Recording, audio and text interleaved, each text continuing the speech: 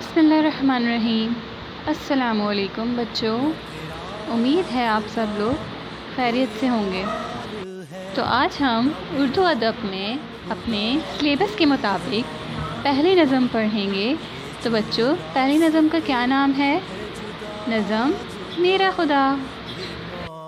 تو یہ نظم کس کے بارے میں ہے؟ پڑھنے سے ہمیں پتہ چل رہا ہے میرا خدا یعنی اللہ تعالیٰ کے بارے میں، اور جس نظم میں اللہ تعالیٰ کی تعریف بیان کی جائے اسے حمد کہتے ہیں، یعنی جس میں اللہ تعالیٰ کا ذکر کیا جائے، اللہ تعالیٰ کی تعریف بیان کی جائے، اللہ تعالیٰ کے بارے میں بات کی جائے، اسے حمد کہتے ہیں۔ اچھا، تو آپ کو پتہ ہے کہ صرف ہم ہی اللہ تعالیٰ کی تعریف بیان نہیں کرتے، ہم ہی صرف اللہ تعالیٰ کی حمد نہیں کرتے، بلکہ تمام مخلوقات اللہ تعالیٰ کی، چاہے وہ انسان ہو، جانور ہو، چرند پرند ہو یا فرشتے ہوں، سب لوگ اللہ تعالیٰ کی تعریف بیان کرتے ہیں۔ اب ہم شروع کرتے ہیں اپنی نظم۔ پیڑ اور پودے، شاخ اور پتے، سب کو بنایا میرے خدا نے۔ تو بچوں، ہمیں اس نظم کے پہلے شعر سے کیا سبق ملتا ہے، یعنی ہمیں کیا پتہ لگتا ہے اس کو پڑھ کے کہ ہمارے ارد گرد جتنے بھی پیڑ ہیں، پودے ہیں، درخت ہیں، خوبصورت سے، پیارے سے، وہ سب کس نے بنائے ہیں؟ اللہ تعالیٰ نے بنائے ہیں۔ اچھا، آپ لوگ پارک وغیرہ جاتے ہوں گے اپنے پیرنٹس کے ساتھ، تو کیا آپ لوگ دیکھتے ہیں کہ وہاں پر باغ میں کتنے حسین حسین پھول ہوتے ہیں، کتنے حسین حسین درخت ہوتے ہیں، کتنی خوبصورتی ہوتی ہے؟ تو وہ ساری خوبصورتی کہاں سے آتی ہے؟ کیا وہ ساری خوبصورتی انسانوں نے بنائی ہے؟ کیا یہ پیڑ پودے انسانوں نے بنائے ہیں؟ نہیں، یہ سب کس نے بنائے ہیں؟ کس کی تخلیق کردہ ہے یہ سب کچھ؟ اللہ تعالیٰ کی۔ انہوں نے ہی اس کو اتنا خوبصورت بنایا ہے، ان میں رنگ بھرے ہیں اور پھولوں میں خوشبو ڈالی ہے، یہ سب کچھ اللہ تعالیٰ نے کیا ہے۔ آم اور کیلے، پھل میٹھے میٹھے، سب کو بنایا میرے خدا نے۔ اور اس شعر سے ہمیں کیا پتہ لگتا ہے کہ یہ کس بارے میں بات ہو رہی ہے؟ پھلوں کے بارے میں۔ کیا آپ لوگوں کو پھل پسند ہے؟ پھل تو سب کو ہی پسند ہوتے ہیں، اور پھل میں کتنے مختلف رنگ ہوتے ہیں اور کتنے سارے ذائقے ہوتے ہیں، اور کچھ پھل میٹھے ہوتے ہیں اور کچھ کھٹے میٹھے ہوتے ہیں۔ تو دیکھیں، اللہ تعالیٰ نے، یہ تو صرف اللہ تعالیٰ کی قدرت ہے نا کہ انہوں نے ایک پھل میں 2 ذائقے ہمیں عطا کیے، اور ان کو اتنے سارے مختلف رنگوں سے بنایا، خوبصورت بنایا۔ اور آپ دیکھیں تو اللہ نے ہر پھل میں ہر پھل کتنی نفاست سے بنایا ہے، کتنی صفائی سے بنایا ہے، اس میں کوئی غلطی ہی نہیں ہے، اور وہ کتنے کھانے میں کتنے مزیدار ہوتے ہیں۔ اور کیا یہ کام انسان کر سکتے ہیں؟ نہیں، یہ سب تو اللہ تعالیٰ کی قدرت ہے، یہ سب اللہ تعالیٰ کر سکتے ہیں۔ اب دیکھیں، اب گرمیاں ہیں تو گرمیوں میں کون سا پھل آتا ہے؟ خاص پھل آم تو سب کو پسند ہوتے ہیں۔ اسی طرح سردیوں کا کون سا خاص پھل ہوتا ہے؟ کینو، وہ بھی بہت سارے لوگوں کو پسند ہوتا ہے۔ تو اس طرح اللہ تعالیٰ نے موسموں کے حساب سے بہت سارے پھل بنائے ہیں، اور کچھ پھل تو پورا سال ہوتے ہیں، اور اسی طرح اللہ تعالیٰ نے بے شمار پھل عطا کیے ہیں ہمیں، اور یہ سب کچھ اللہ تعالیٰ کی تخلیق کردہ ہے، اور ہمیں پھل کھانے سے طاقت بھی حاصل ہوتی ہے۔ تو یہ سب کچھ اللہ تعالیٰ نے پیدا کیا، اور اللہ تعالیٰ نے ہمارے لیے جو بھی چیز پیدا کی ہے، ہمیں عطا کی ہے، وہ سب فائدہ مند ہے۔ تو بچوں، اب ہم پڑھتے ہیں اپنا اگلا شعر۔ کوے کبوتر، رنگدار طوطے، چیل اور چڑیا، سارے پرندے، سب کو بنایا میرے خدا نے۔ تو بچوں، جس طرح اللہ تعالیٰ نے پھل پیدا کیے ہیں، ان کو خوبصورت بنایا ہے، اسی طرح کوے کبوتر اور چیل کو بھی اللہ تعالیٰ نے پیدا کیا ہے۔ تو دیکھیں کس طرح اللہ تعالیٰ نے ان کے پروں میں طاقت دی کہ وہ اڑ سکیں۔ وہ خود اپنے اندر کیا یہ طاقت پیدا کر سکتے ہیں؟ نہیں، کیونکہ یہ سب کچھ اللہ تعالیٰ کی تخلیق کردہ ہے۔ اگر وہ چاہیں تو سب کر سکتے ہیں، اور اگر ہم کچھ چاہیں تو ہم کچھ بھی نہیں کر سکتے۔ یہ سب کچھ اللہ تعالیٰ کے حکم سے ہوتا ہے۔ اور آپ نے دیکھا ہوگا کہ جب پرندے اڑ رہے ہوتے ہیں تو کیا ان کی نیچے زمین ہوتی ہے کوئی، یا کوئی سہارا ہوتا ہے؟ نہیں، بلکہ وہ اپنے پروں کی طاقت سے اڑ رہے ہوتے ہیں، جو نعمت اللہ تعالیٰ نے ان کو عطا کی ہے وہ اس کو استعمال کر رہے ہوتے ہیں۔ اور آپ لوگوں کو پتہ ہے کہ اللہ تعالیٰ نے پرندوں کے اندر یہ صلاحیت پیدا کی ہے کہ وہ اپنے بچوں کو پیدا کرتے ہیں اور اپنے بچوں کو پالتے ہیں، ان کے لیے کھانا لے کر آتے ہیں، ان کو کھانا کھلاتے ہیں۔ اور دیکھیں اللہ تعالیٰ نے ہمیں اس قابل بنایا ہے کہ ہم اتنے حسین نظاروں کو دیکھ سکیں اور ہمیں اتنی ساری نعمتوں سے نوازا، تو ہمیں اللہ تعالیٰ کا ہر پل شکریہ ادا کرنا چاہیے۔ اب ہم پڑھتے ہیں اپنا اگلا شعر۔ ریچھ اور ہاتھی، شیر اور چیتے، بھینس اور گھوڑے، حیوان سارے، سب کو بنایا میرے خدا نے۔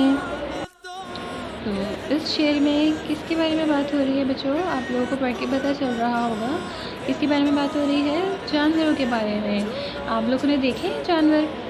اچھا، ویسے کبھی آپ لوگ چڑیا گھر گئے ہوں تو وہاں آپ لوگوں نے دیکھا ہوگا کتنے سارے جانور موجود ہوتے ہیں، کتنی قسم کے جانور موجود ہوتے ہیں۔ کچھ چھوٹے ہوتے ہیں، کچھ بڑے ہوتے ہیں۔ تو ان سب کو بنانے والا کون ہے؟ اللہ تعالیٰ ہے۔ ان سب کو کس نے بنایا ہے؟ اللہ تعالیٰ نے بنایا ہے۔ اور ضروری نہیں کہ صرف چڑیا گھر میں ہی جانور ہوتے ہیں، بلکہ ہم اپنے ارد گرد بھی دیکھتے ہیں کافی سارے جانور موجود ہوتے ہیں۔ اور کچھ جانوروں کو تو ہم اپنے کاموں کے لیے بھی استعمال کرتے ہیں، اور جیسے کہ گائے ہیں، بکرا ہے، ان سب کا تو ہم لوگ گوشت بھی کھاتے ہیں۔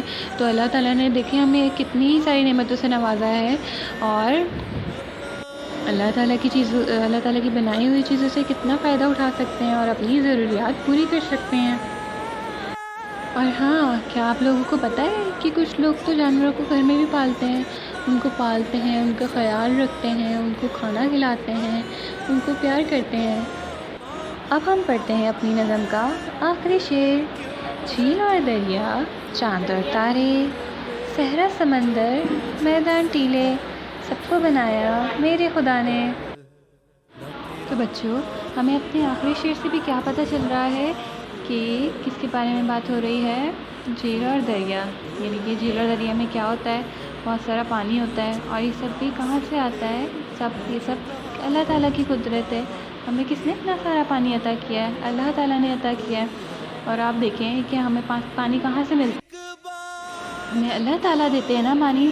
اور دیکھیں اگر ہم پانی نہ پئیں تو ہمیں کتنی پیاس لگتی ہے، تو ہمارے لیے زندگی میں پانی کتنا ضروری ہے۔ آپ دیکھیں رمضان تھے تو ہم لوگ روزہ رکھتے تھے، ہمیں کتنی شدت سے پیاس لگتی تھی۔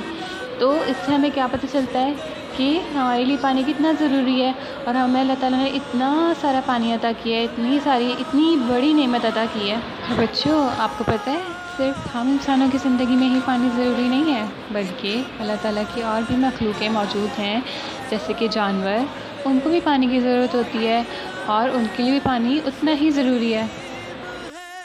تو بچوں، اللہ تعالیٰ نے ہمیں کتنی بڑی نعمت عطا کی ہے، اللہ تعالیٰ کی کتنی بڑی قدرت ہے، کتنی بڑی شان ہے کہ انہوں نے ہمیں اس نعمتوں سے نوازا۔